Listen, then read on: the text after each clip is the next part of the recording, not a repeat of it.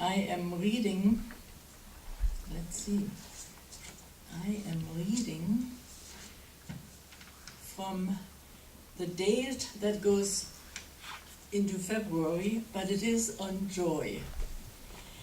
And so this is in your booklet here, those of you who have it, for February 26, on joy. I find joy in being my true self. Joy is an inner quality. I am naturally joyful, and I take every opportunity to radiate joy and enthusiasm. I let it shine like a beacon from my soul, and my life reflects true happiness and peace. My happiness does not depend on outer circumstances, but rather on my attitude. So I spend time in prayer. I develop a deep awareness of the qualities of joy and peace that are the essence of my being. Happiness is a result of my inner joy. I want to say that again.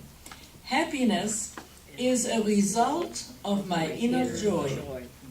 Throughout the day, as I turn within to touch the place of joy within me, I can respond positively to any situation.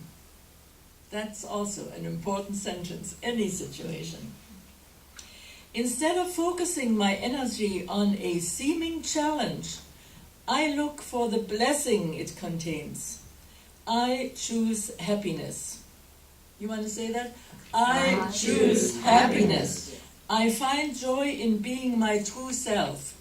I find joy in being my true self.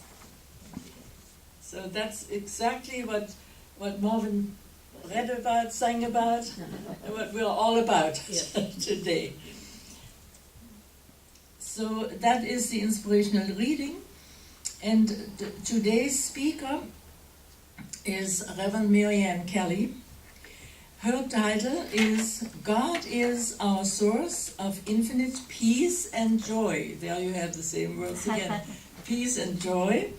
As you know, she is our outreach minister. She has a wonderful group of people who study with her, and as she's just announced, she's using this Universal Woman book. That's great. She is also doing many different other things here at the teaching. She is on the board, of course, and she is always willing to help whenever something is needed, and that is a good thing also. So please help me welcome Reverend Marianne Kelley as she is speaking on God is our source of infinite peace and joy.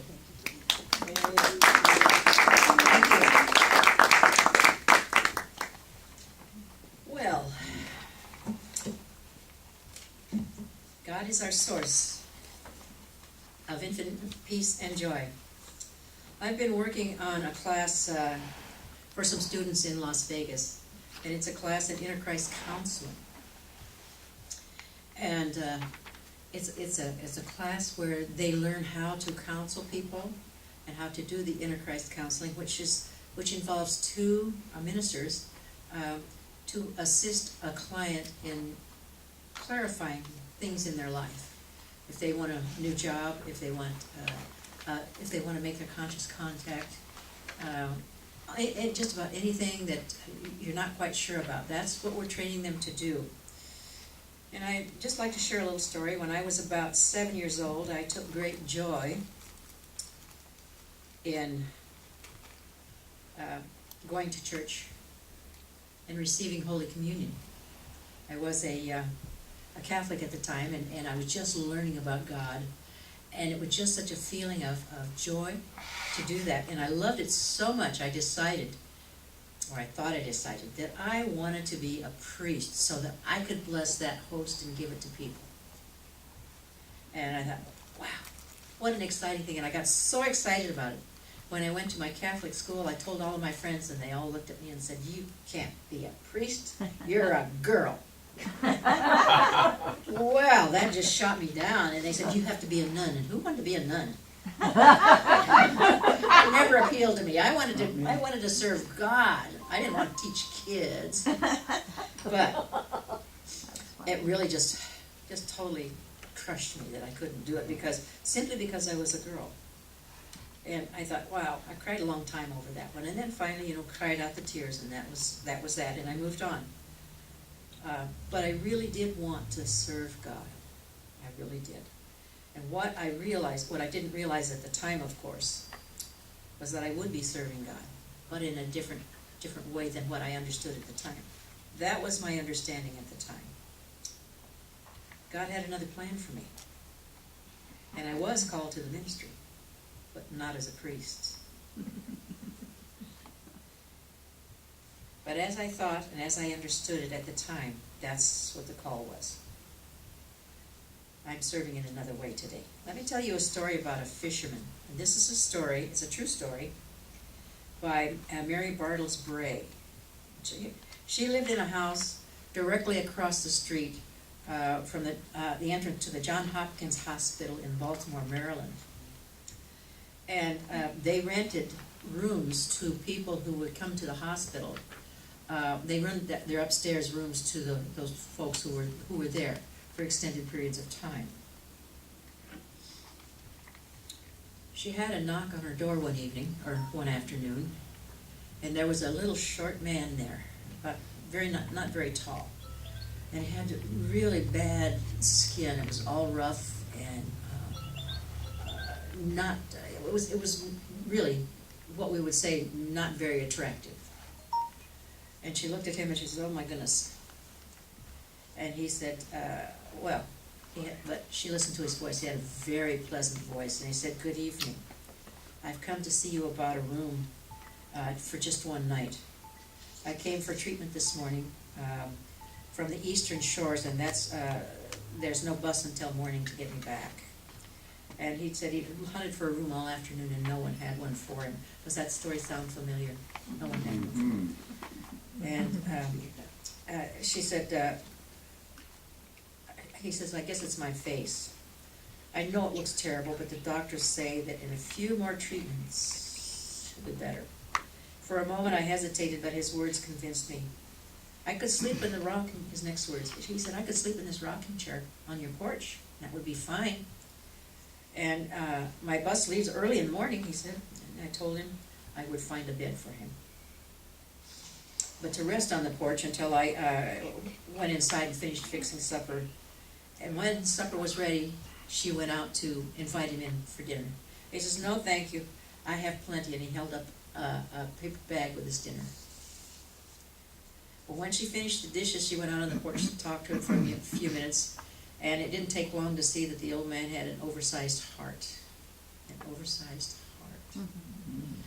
He told him that he had fished for a living to support his daughter and her 5 children. Her husband, who had been hopelessly crippled from a back injury, wasn't able to work anymore. And he didn't tell it like he was complaining. He told the story as a matter of fact. Every sentence was prefaced with "Thank you, God." Thank you, God. Thanks to God for the blessing. He was grateful that no pain accompanied his disease, which was apparently a form of skin cancer. He thanked God for giving him the strength to keep going. Wow. So at bedtime, we put a camp cot in their kids' room. And when she got up the next morning, he had folded up the sheets and he had put them on the bed. And he was sitting out on the rocking chair on the porch, waiting to tell her thank you.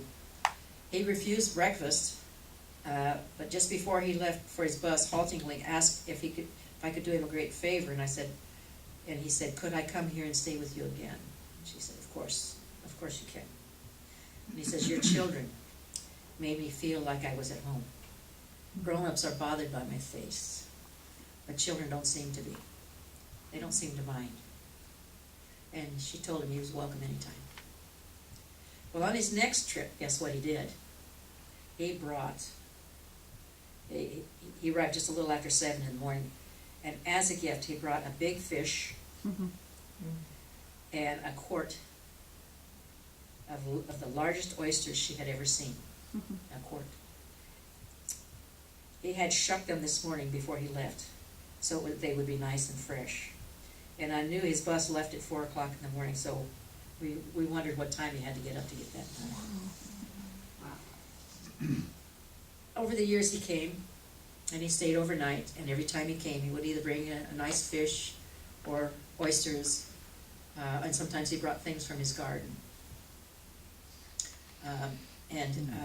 Lots of times he would bring fresh spinach that he'd washed every leaf, you could tell, with oysters on the top, fresh oysters ready to go, and or fresh kale, and every leaf just so perfectly washed.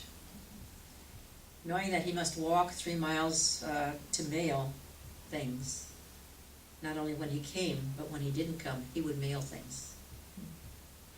And they, a special delivery, and they knew that that cost money, and that he had to walk considerable distance. She said, when I received these little remembrances, I often thought of the context of the comment of our next door neighbor had made after he left that first morning. And her neighbor said, "Did you keep that awful looking man last night? I turned him away. You could lose rumors by putting up such people." Well, she said, maybe we did lose some rumors once or twice, but oh, if only they could have known him, perhaps their illnesses wouldn't have been easier to bear. I know that my family always will be grateful for having known him. Wow. From him we learned what it was like to accept the bad without complaint and the good with gratitude toward God. Wow. Recently I visited a friend who had a greenhouse, and she showed me her flowers. And we came to one of the most beautiful one of all, the golden chrysanthemum, bursting with blooms. But to my surprise, it was growing in an old, dented, rusty bucket.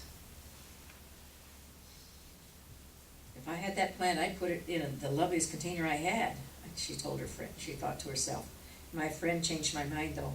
I ran short of pots, she explained, but knowing that how beautiful this one would be, I thought it wouldn't mind sharing it with this old pail. Yeah.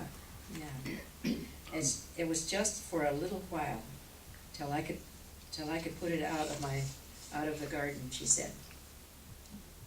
She must have wondered why I laughed so delightedly, but I was imagining such a scene in heaven. Here's a especially beautiful one God must have thought when he came to the soul in that sweet fisherman. He won't mind staying in this small body. All of this happened a long time ago, and now, in God's garden, how tall must this lovely spirit, this lovely soul, stand?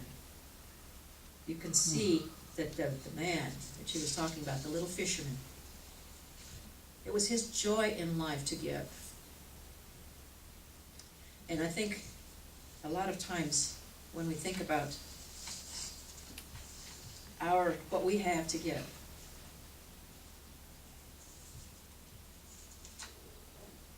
we remember that it is God. It is from God that we have these gifts to give. And it is from God that we can bring them up from within ourselves. Because, that's where God lives, within each and every one of us. Throughout my adult life, I've always had people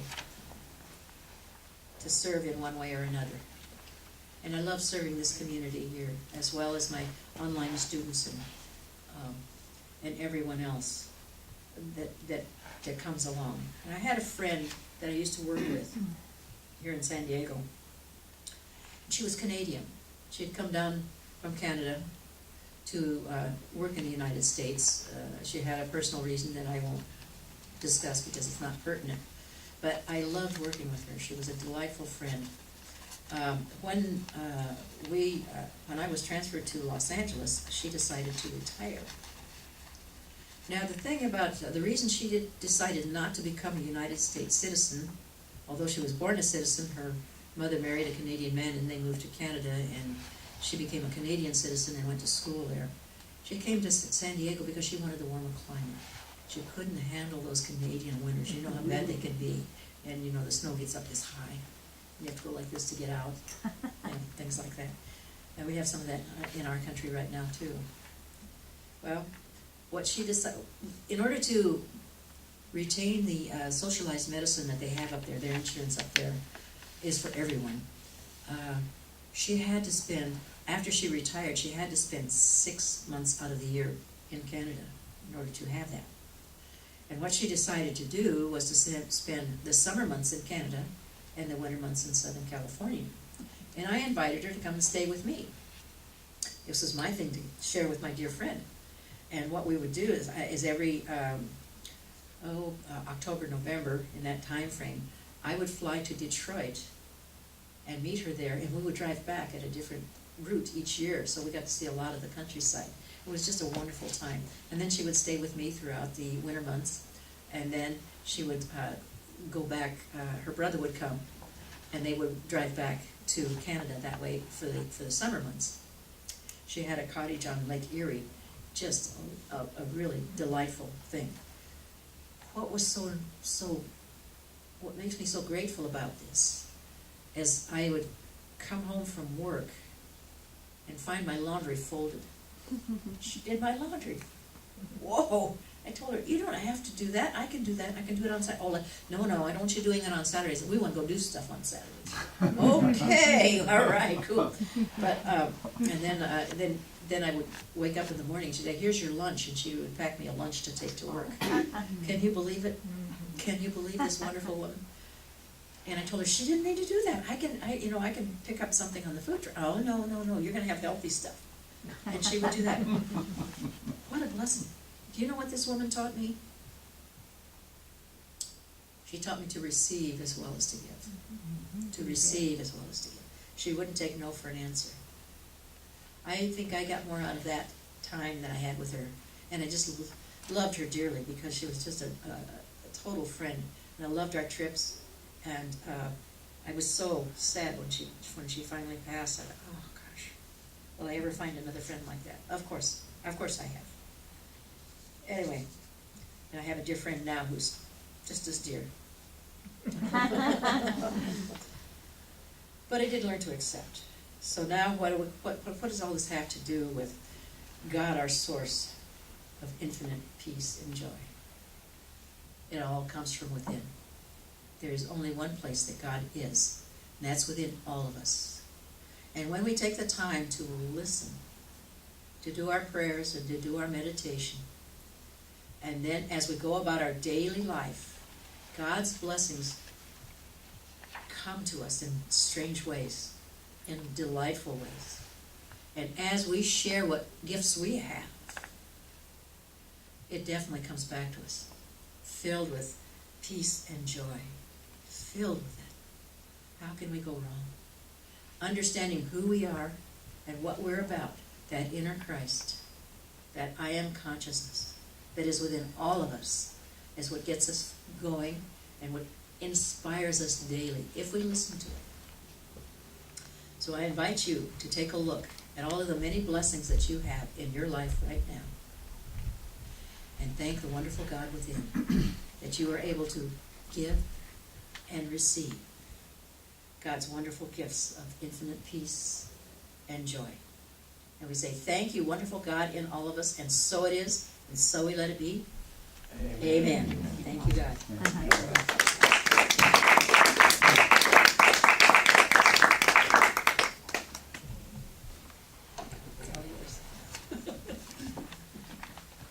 Well, thank you, Reverend Mary Ann.